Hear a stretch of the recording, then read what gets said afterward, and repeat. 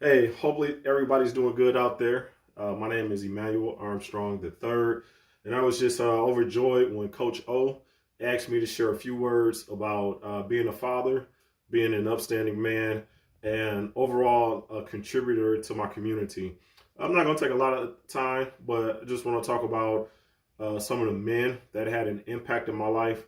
My father, my uncles, and both of my grandfathers were men and that gave an example for me of what a man, what a father, and what a husband is.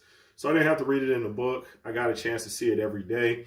And one of the things that my father told me that always stayed with me is actually two things. But the one thing I like to share with you all is that we all make mistakes, and mistakes are part of the process to getting things correct. And so one thing that my father always told me was just to be strong in who I was. And as I make these mistakes, what kind of mistakes will I make? Will I make rubber ball mistakes or will I make crystal ball mistakes? And I think we all know the difference between rubber and crystal. If I make a mistake that's a rubber ball, it will drop, but it's going to allow me the opportunity to bounce back.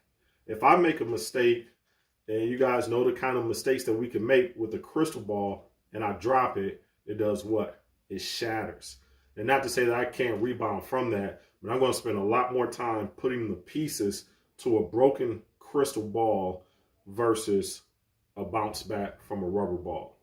Other thing that my father always taught me is that use your head and use your head as much as you can, even to make a career out of it. But men always need to be able to use these, our hands. We need to be able to fix things, put things together, cut hair, DJ, take photography, all these types of things men should definitely have. So one, you want to be strong in your mind, but you also want to know how to use your hands because you'll have a lot of people that are going to depend on you to fix things, your wives, your children, brothers, sisters, your parents, and things like that. So those are just some life lessons that whenever I'm going to make a decision, I'm always using my head. I'm always thinking about if I get it wrong, is this something that I can rebound? So you want to minimize those losses. So that's about it in a nutshell.